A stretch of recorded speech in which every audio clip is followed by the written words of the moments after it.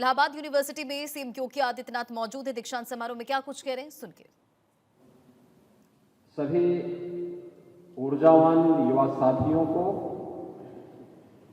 और श्री डॉक्टर कुमार विश्वास जी को हृदय से बधाई देता हूं। इन सबका हृदय से अभिनंदन करता हूं।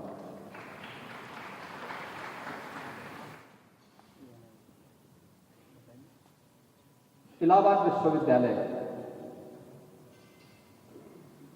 अपनी प्रतिष्ठा के लिए जाना जाता है और एक लंबे समय तक जीवन का ऐसा कौन सा क्षेत्र था जिस क्षेत्र में इलाहाबाद विश्वविद्यालय ने इस देश को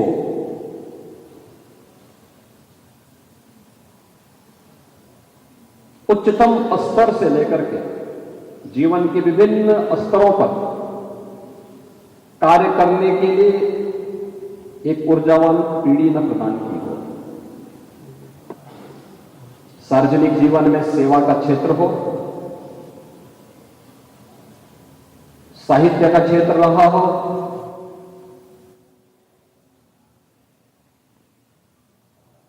उत्कृष्टतम वैज्ञानिक देने का हो,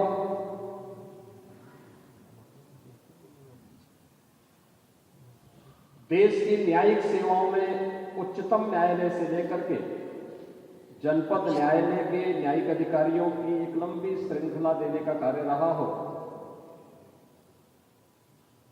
कोई भी ऐसा क्षेत्र नहीं था जिसमें एक समय, चाहे वह प्रशासन का हो,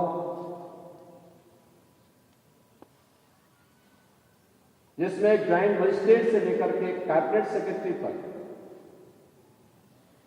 प्रतिनिधित्व इलाहाबाद विश्वविद्यालय करता हुआ दिखाई देता था।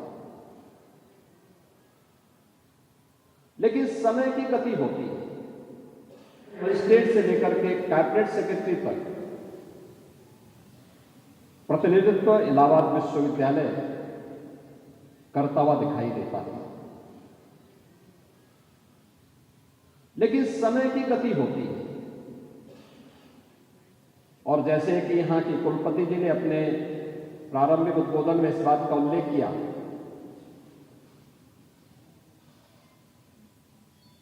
क्या कभी इलाहाबाद विश्वविद्यालय ने इस बात का चिंतन किया कि कौन सी ऐसी परिस्थितियां हैं, क्या हम समय के उस प्रवाह के साथी बन पाए? क्योंकि कालचक्र तो किसी का इंतजार नहीं करेगा, उसकी गति तो निरंतर चलती रहेगी और अगर हम उस गति से 10 कदम आगे बढ़ करके चलते हैं तो समाज, देश और दुनिया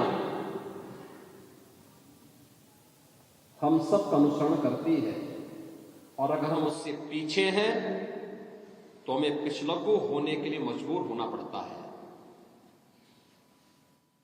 ये व्यक्ति पर निर्भर करता है कि वह अपनी गति को समय के प्रवाह के साथ आगे बढ़ाने का कार्य कर रहा है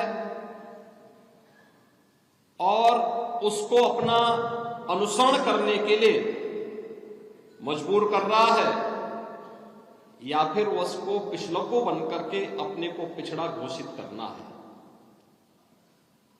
और कहीं ना कहीं इसी द्वंद्व का शिकार इलाहाबाद विश्वविद्यालय कहीं तो अवश्य बना होगा। लेकिन इन सभी विपरीत परिस्थितियों और झंझावतों के बीच भी इस विश्वविद्यालय ने इस चुनौती का सफलतापूर्वक सामना करते हुए आज फिर से उस प्रतिष्ठा को प्राप्त करने की अंतः वेदना को महसूस किया है। तो मुझे 5000 वर्ष पहले भगवान वेद व्यास की भी ये बात याद आने लगती है। याद करिए, भारत को चारों वेदों को एक संहिता के रूप में आने वाली पीढ़ी को श्रवण परंपरा से हटा करके, गुरु शिष्य को इस परंपरा से हटा करके सबके लिए सुलभ बनाने वाले भगवान वेद व्यास हैं। दुनिया का सबसे बड़ा प्रबंध काव्य महाभारत, 1 लाख श्लोकों का जो प्रबंध काव्य बना महाभारत, उस महाभारत की इस पूरी टीम को नेतृत्व प्रदान करने वाले भगवान वेद व्यास हैं। ज्ञान, भक्ति और वैराग्य का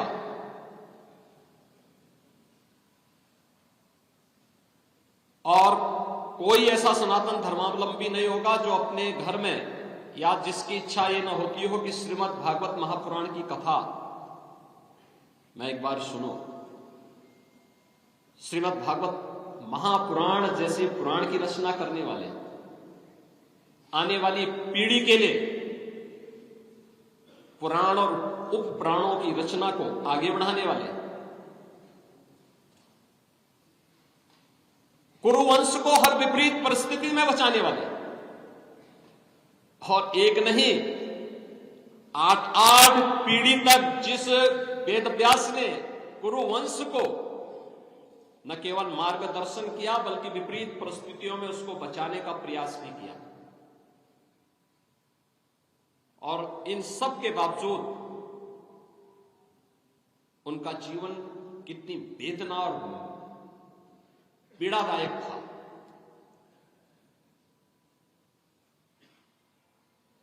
उस पीड़ा और वेदना के क्षणों में भी उन्होंने धर्म और सत्य के मार्ग से कभी अपने आप को अलग नहीं किया, लेकिन अंत में उनको ही बोलना पड़ा था कि ऊर्ध्व बाहुर विरोमेस्य न च कश्चित् शृणोति माम धर्मार्थ अर्थस्य कामस्य च किमर्थम न सेव्यते। यानी उनको भी कहना पड़ा था कि मैं बाहें उठा करके लोगों को समझा रहा हूं कि धर्म से ही अर्थ और काम की प्राप्ति होती है, इसलिए क्यों धर्म के मार्ग पर नहीं चलते। क्या भारतीय मनीषा ने धर्म को केवल उपासना विधि माना?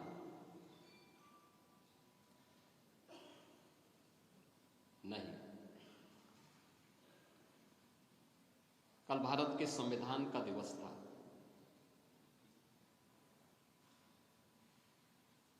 छब्बीस नवंबर 1949 को भारत ने अपना संविधान अंगीकार किया था।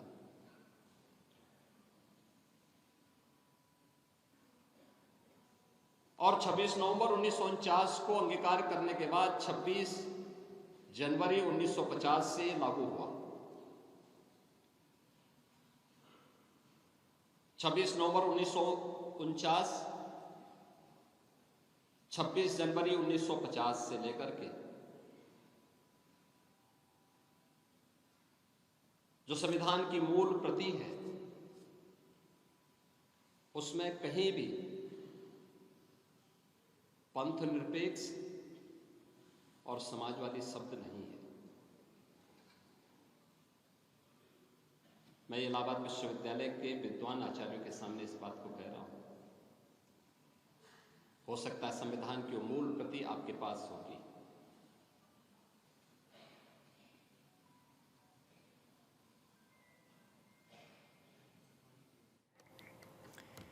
तो सीएम योगी आदित्यनाथ को आप सुन रहे थे। तमाम बातों का जिक्र करते सीएम योगी आदित्यनाथ इलाहाबाद यूनिवर्सिटी में दीक्षांत समारोह में शामिल हुए।